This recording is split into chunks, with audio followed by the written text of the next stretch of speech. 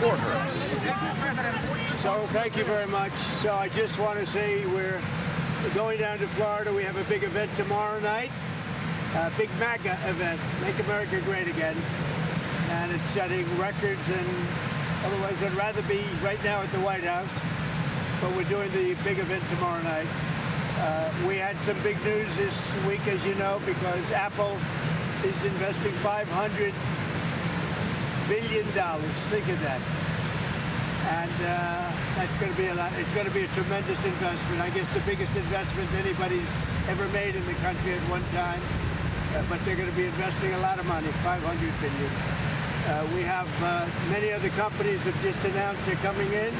A lot of it's because of how we're doing. We've done a great turnaround in a little more than 30 days, but the country's really doing well. Really doing well. We're respected again all over the world. If you look, we had the Japanese Prime Minister. We had the Prime Minister yesterday of UK, as you know. We had the Prime Minister of India. We have another 20 Prime Ministers and Presidents wanting to come. And very good feeling. I think our country has really turned around. We had a meeting today, as you know, with President Zelenskyy, and I would say it didn't work out exactly great from his standpoint. I think he very much overplayed his hand. We're looking for peace. We're not looking for somebody that's going to sign up a strong power and then not make peace because they feel emboldened, and that's what I saw happening. I'm looking for peace. We're not looking to go into a 10-year war and play games. We want peace. And it was just my impression that if we do that, if we sign up, he's looking for something that I'm not looking for. He's looking to go on and fight. We're looking to end the death. 2,000 people died this week. Soldiers, more than that, but 2,000 approximately people died this week. Young Ukrainians and Russians. And somebody would say, why do you care about Ukraine and Russian soldiers? I care about them. I care about everybody. And we're not doing that. Now, if we don't do anything, he's going to have to make peace, but he's dealing with a very weak set of cards. If we sign, he's dealing with a very strong set of cards, and then he doesn't want to make peace. So that's where we are. It's very simple. I'm not looking to get into anything protracted. I want immediate peace. President Putin is going to want to make, and he wants to end it. And you saw what I saw today. This is a man that wants to get us signed up and keep fighting, and we're not doing that. Not for this country. So we're setting a lot of records. Economically, we're setting records, and I think every way we're setting records. One of the best is the right track, wrong track. You saw that. We're on the right track for the first time in over 27 years. People are impressed with that. The other thing is the feeling about our country. The feeling is great. It's up 48% on feeling on business. And that's the record we've never had. There's never been a record where we've ever gone up that much in such a short period of time. So we're doing really well. And I guess some of you are coming with us, and if you are, I hope you're going to have a good flight. What? He's got to say, I want to make peace. He doesn't have to stand there and say about Putin this, Putin that, all negative things. He's got to say, I want to make peace. I don't want to fight a war any longer. His people are dying. He doesn't have the cards, just so you understand it, okay? I could tell you. Did you tell Zelenskyy to leave the White House? I don't have to tell you that. Go ahead. I think you know the answer to it. What? Wait.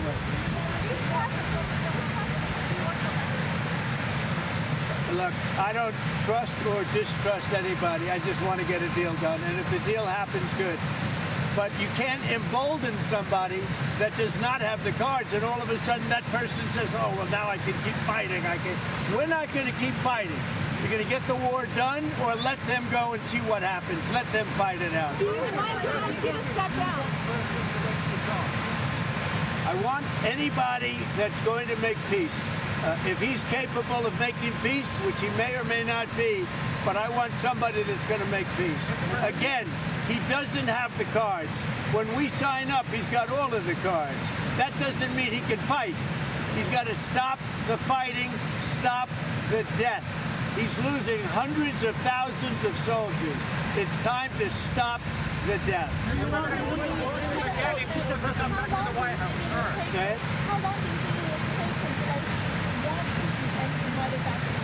Well, he says he wants it now. He wants to come back right now, but I can't do that. Do you want immediate ceasefire? Do you want immediate ceasefire? They should have an immediate ceasefire. That was the other thing he didn't want to do about ceasefire. A ceasefire could take place immediately. A contract, if you want to end the war, you sign up an agreement. That's going to take a period of time. It takes time. I want it to end immediately. And I think if you had a ceasefire, it would be a ceasefire, a real one, that would end it. But he doesn't want to do that. That's fine. Do a better deal. I want it to end immediately. I want a ceasefire now. He says, oh, I don't want a ceasefire. Well, all of a sudden, he's a big shot because he has the U.S. on his side. Either we're going to end it or let him fight it out. And if he fights it out, it's not going to be pretty. Because without us, he doesn't win. Let me tell you.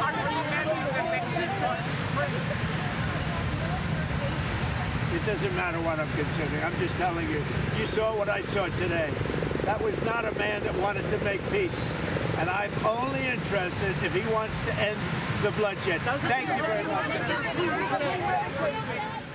That was President Trump on the South Lawn of the White House after what can only be described as a contentious meeting in the Oval Office with Ukrainian President Volodymyr Zelenskyy. He said Zelenskyy, you just heard him, overplayed his hand and is dealing with a weak set of cards. The president said repeatedly he wants Zelenskyy to stop the fighting, to end the war.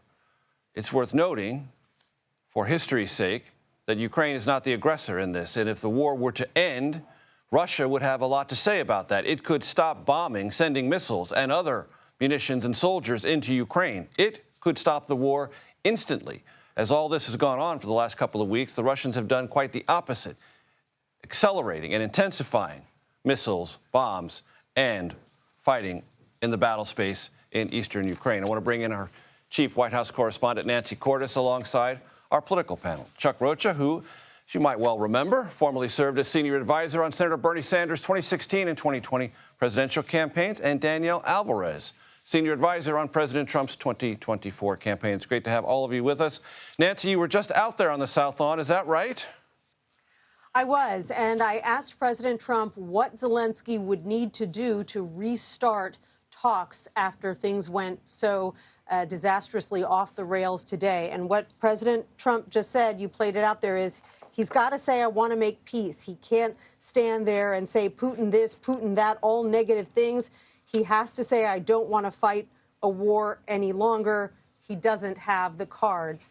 President Trump, and again in that Q&A with reporters, said that he wants a ceasefire immediately. He wants to end the war immediately. And he seemed to be suggesting that Zelenskyy is holding out for things that he thinks would drag peace talks out too long, and also that he thinks Zelenskyy doesn't have the leverage to ask for. So basically, he seemed to be suggesting Zelensky's got to take what he can get from me, or I'm not interested in restarting talks.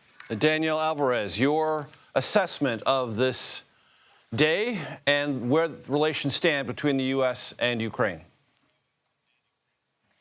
Here's what I'll say, and I've been fortunate to be in the room with President Trump, as you know, seeing him being fierce and relentless in negotiations. He's going to do what is best for the American people, and he's going to do what he promised on the campaign trail, and that is bring peace through strength.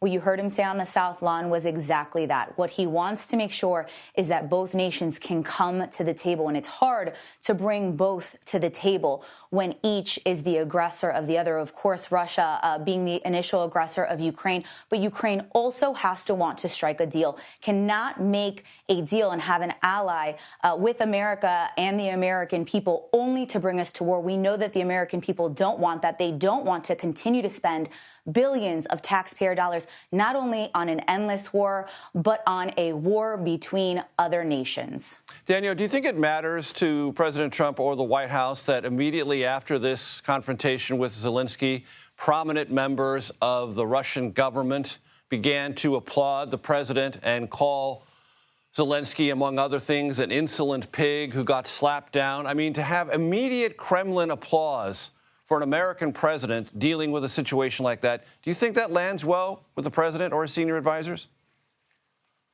I think that the president, again, is focused on what is best for America. He is trying to bring both parties to the table, and both parties have to want to get to peace, have to want to end this war. And what we can't have is President Zelenskyy entering the White House, entering the West Wing, sitting in the Oval Office, trying to use the American media to promote his propaganda and trying to bring America into this fight and bring it into war when, again, the deal is very clear. President Trump will get involved and will deliver peace should both nations want to reach that agreement. Very quickly, Danielle, what was propagandistic about what Zelenskyy said?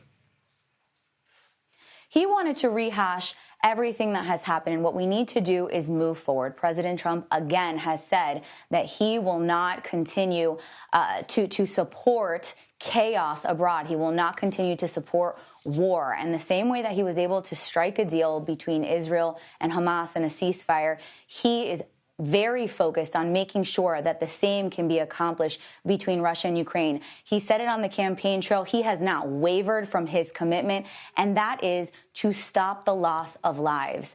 And in order to do that, America is going to make sure that everyone can have a seat at the table and is going to make sure that the end result is peace, and President Trump will not waver from that. Chuck, your thoughts? Contentious. Contentious is an understatement. Where I come from, anybody gets that loud and that close to you, normally there's some furniture moving around. Let me just say this. The only one who won today was a dictator in Russia. We have to support the folks that are our friends. That's why they're called allies. Do we need to give every bit of dollars that we have to every foreign country? I could not disagree with what's being said on the internet right now. There's a way to be an adult. And if you watch today, if you go back and watch that again, watch J.D. Vance. This thing was almost over. We were going to get something done. And then he was like, no. I want to go in and poke the bears and blow this whole thing up. And he did exactly what he wanted to. And then we went on this rampage. Things are really tough when you have folks coming after each other. But there's a way through history to act like a president, act like you're in head of this country, and make sure you're not putting America lives. I want to fight the Russians over there. I don't want to fight the Russians right here. Do you think when President Zelenskyy said the United States might feel threatened by Russia in the future, and President Trump jumped in and said, don't tell us what we're going to feel, that there was something about what Zelenskyy said that bruised President Trump's sense of America First ego? For sure. Chuck. Donald Trump ain't never been in a fight in his whole life. And when you poke at a bully, it makes him upset. And that's exactly what he did, because he said the same thing that a lot of folks have said all around the national security apparatus. Is sure, there's an ocean there. That's why we want to fight the war on the other side of it. Nancy Cordes, Chuck Rocha, and Danielle Alvarez, thank you very, very much.